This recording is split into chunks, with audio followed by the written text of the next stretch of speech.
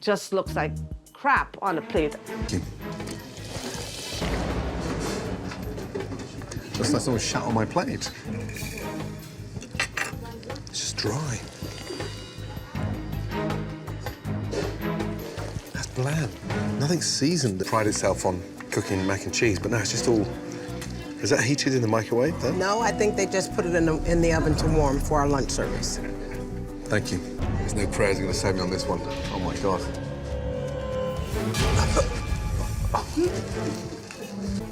Chitlets. Shitlets. I need the toilet, excuse me. Wow, that is delicious. Finally, some good fucking food. How do you like this? Yeah, it's delicious. Well done. Wow.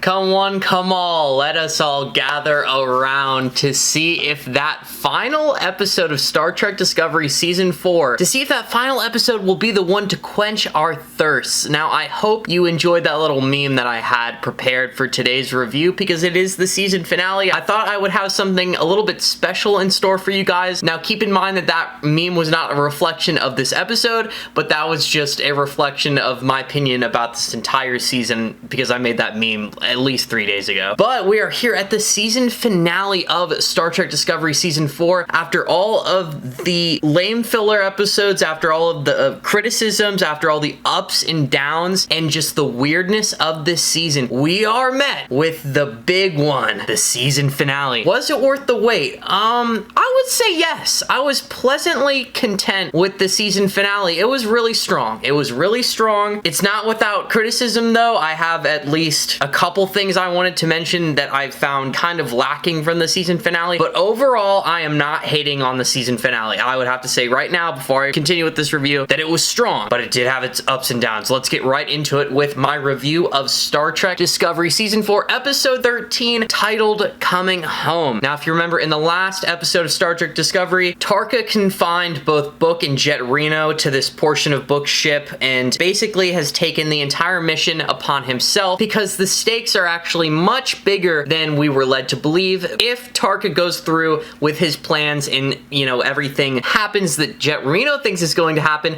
then potentially billions of people are going to die. Not only that, potentially maybe even Book, Discovery, everybody could possibly die, and not only that, they could be put in some kind of weird war with Species 10C, one which they could probably never hope to win. So all that's on the line, and now we're here. At the beginning of this episode, we got our, like, Riker Titan cameo, super big reveal in the form of Tilly! Tilly is back on the show, and it's just like, as soon as I saw her come in on to the bridge of Starfleet HQ to assist Admiral Vance, it was beautiful. She, of course, arrived with her entourage of cringy cadets that were in that really bad episode, you know, the episode of her departure. She's been teaching at Starfleet HQ this whole time. It doesn't seem like she's really left it, because now that I think about it, Starfleet HQ isn't on Earth anymore. It's just in that floating snow cone of a base. Tilly's just been chilling there the whole time, not talking to any of the cast members, just in some room somewhere, writing on a virtual holographic chalkboard, teaching her students. And while I'm sure she's been doing a great job, it's just she's been gone for so many episodes. But I kind of get it. I would like an explanation for why they chose to take her from those episodes, because now that Tilly is back, it just makes me want to cry. It just makes me feel like when she's not a part of this show, there's actually a piece that's been ripped from it, and it's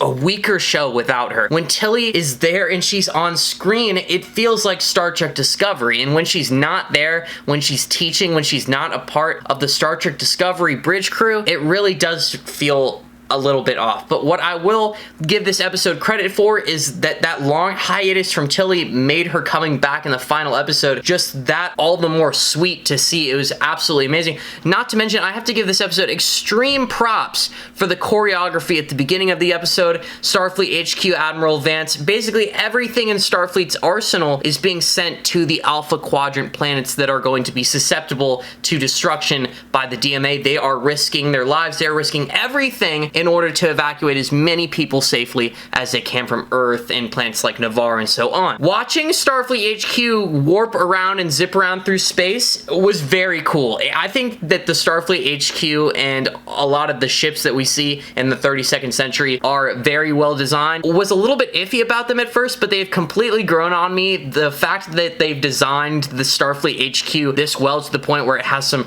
cool flying through space mode and then it disconnects into different sections. It's really cool. I love the way that they designed Starfleet HQ. It makes me think that they've kind of put a little bit of thought into it, which is extremely appropriate. Just look at schematics for older ships that were literally made in the 80s and 90s. Star Trek has always been really good about that, and I'm very glad to see Discovery continuing that with the Starfleet HQ and just seeing all of the ships in this episode just come together and create those force fields and flying around. It looked very 32nd century and it looked pretty good. Tarka is, you know, trying to whip Book's ship out of there, trying to dodge all attempts from Species 10C to stop him and stop his nefarious plans. Keep in mind, Book and Jet Reno are locked up back there, but because Tarka is flying the ship around so erratically, trying to dodge these orbs that are trying to capture Book's ship, Grudge's caller, finally, Grudge kind of comes into play into the story. Finally, they've just been pointing at this cat and kind of using it as a slight comic relief for about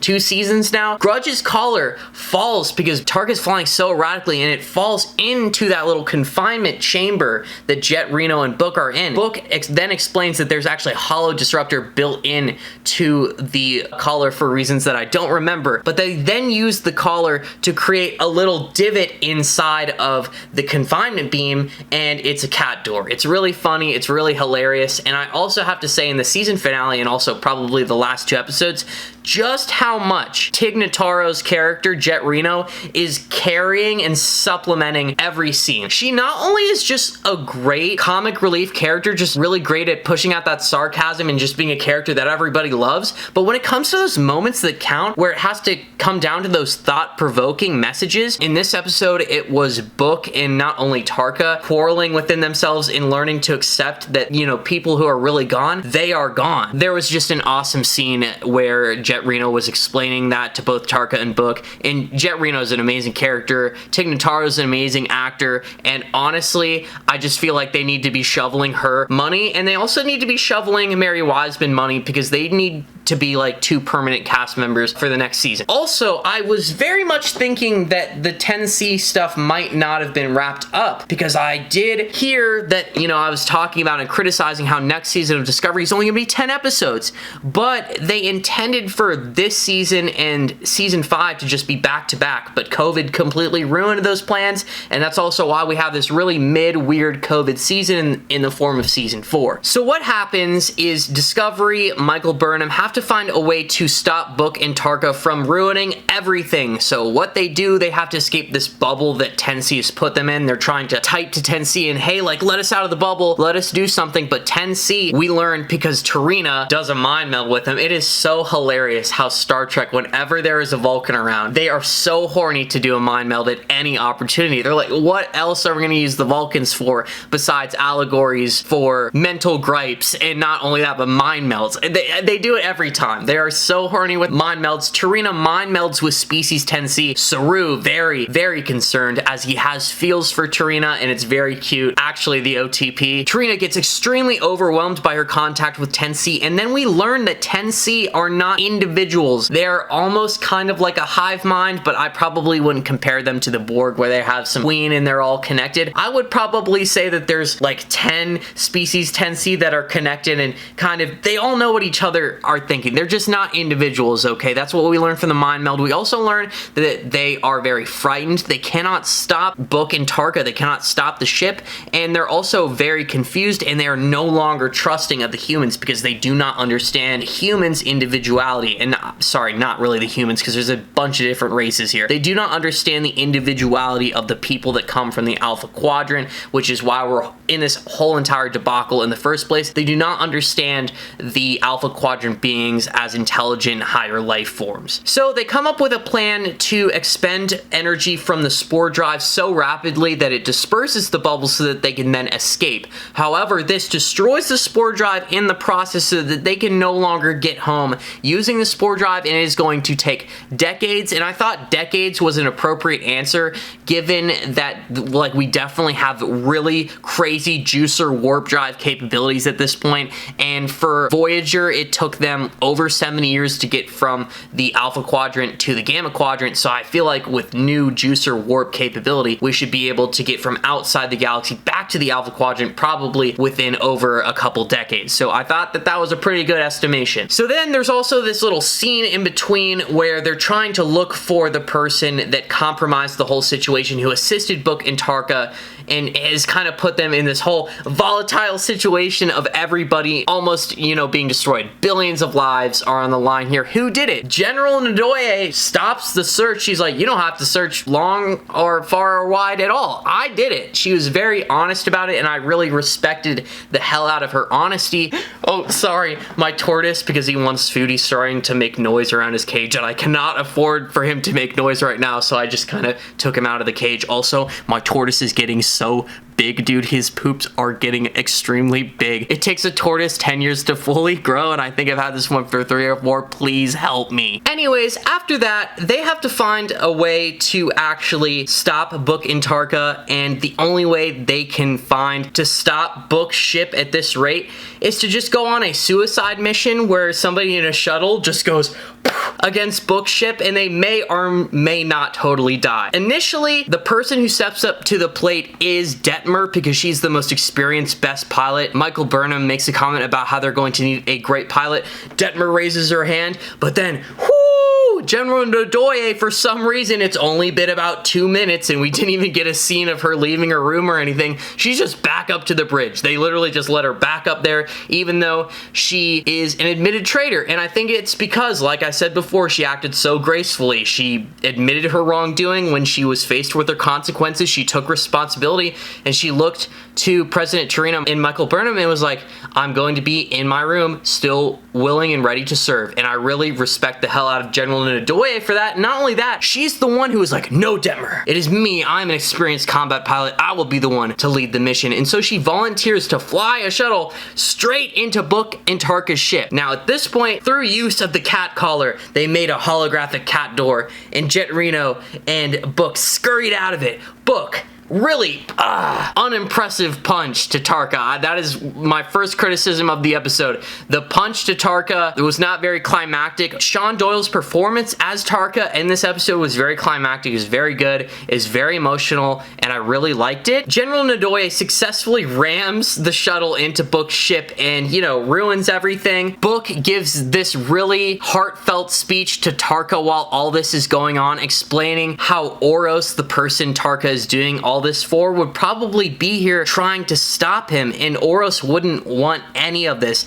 Not only that, Book just kind of looks into Tarka, and I don't really like this. He just kind of implies that Oros is gone. You're never gonna find Oros. I didn't really like how Book was just kind of saying that Oros was dead, how there's no possibility of him being in Kylese, and how there's no possibility of ever achieving this. I guess it was a little bit cruddy. I would like to think that Oros is maybe still alive. Nothing that Tarka is doing is warranted. He shouldn't be doing it. He's putting way too many people's lives at risk for some selfish crusade, but still, Book, you can't just be like, Oros is alive. You need to accept that he's gone and dead just like my family, because we don't know that for a fact. Remember, there was that symbol left back at the lab. What ends up happening is in the big climactic scene, Tarka has a change of heart. He's like, I can't stop this. I'm not able to. But then General Ndoye hits the ship. Tarka only has enough power to transport Book out of there. Tarka has this little conversation with Book, and he's like, hey, maybe my little portable transporter will work. Maybe I will get to Kylese. Who knows?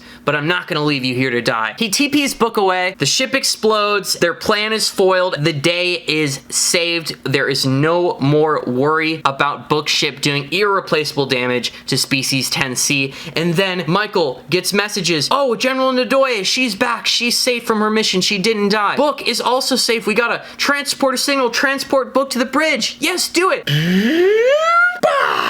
Gone. Book died in a transporter accident. Yes.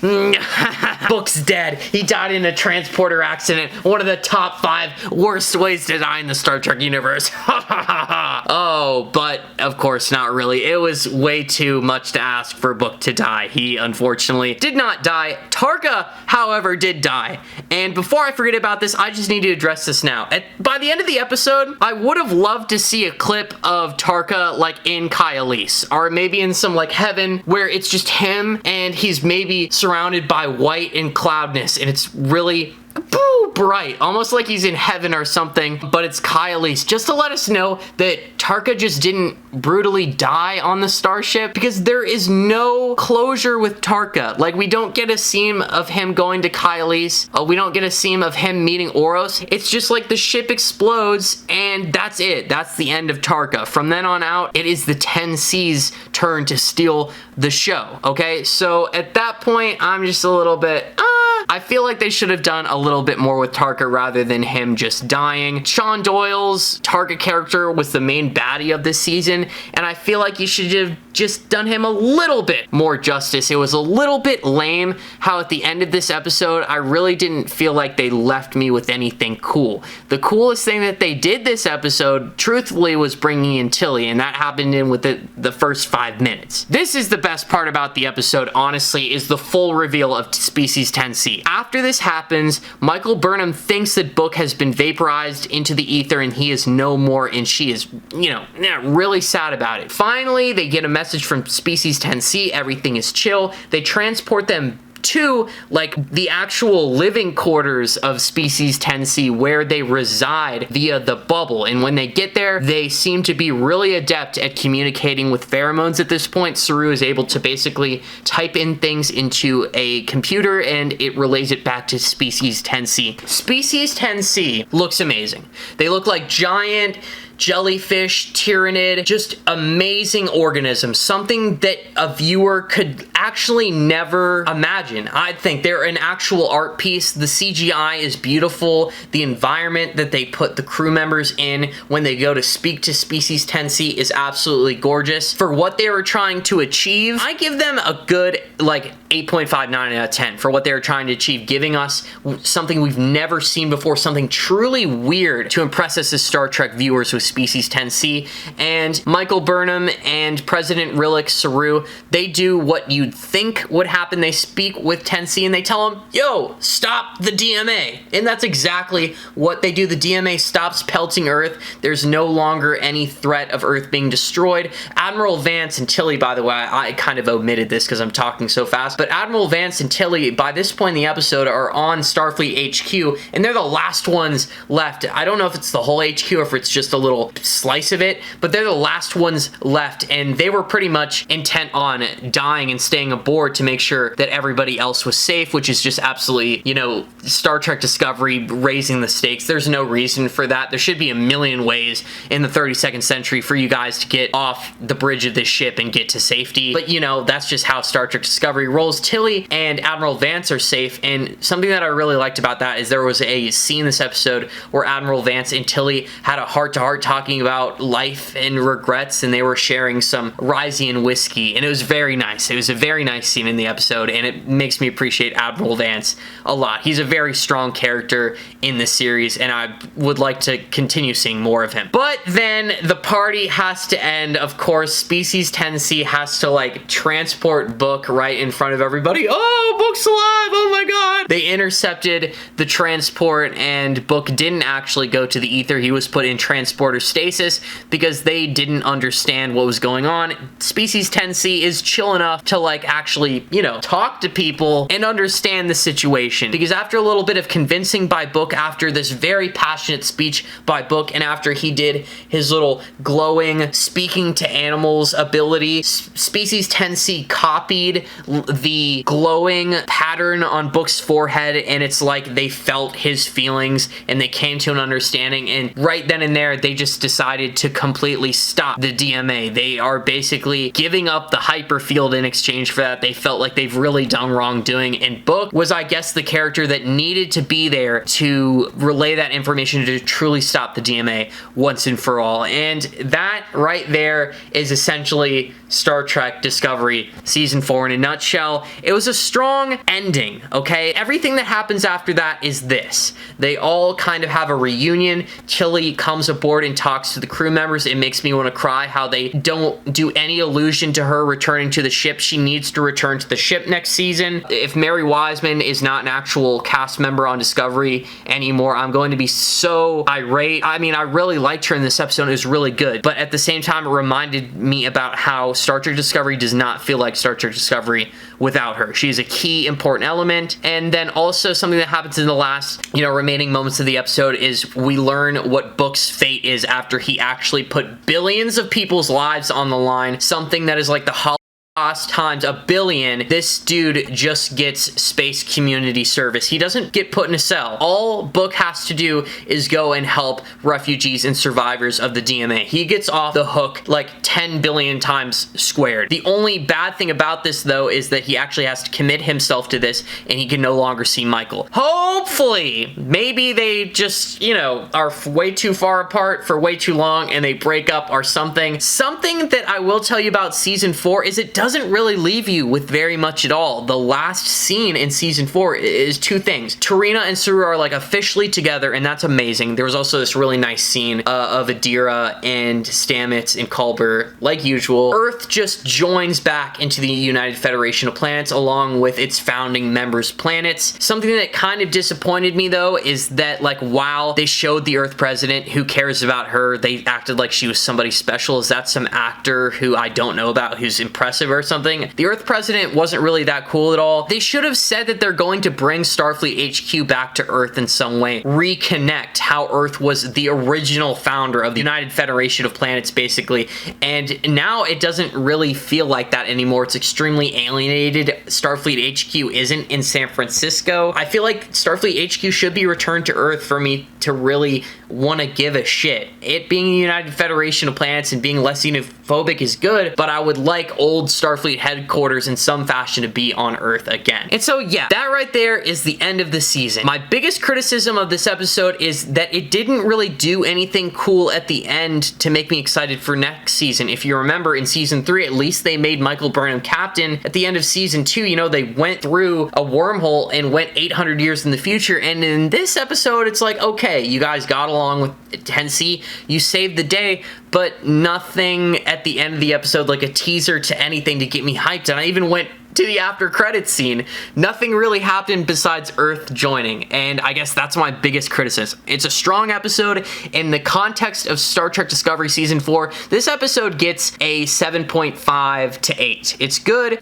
In the context of Star Trek episodes, I would probably give this episode like a 6 or 7. But, we're kind of evaluating things different with the standards historically set by Star Trek Discovery Season 4.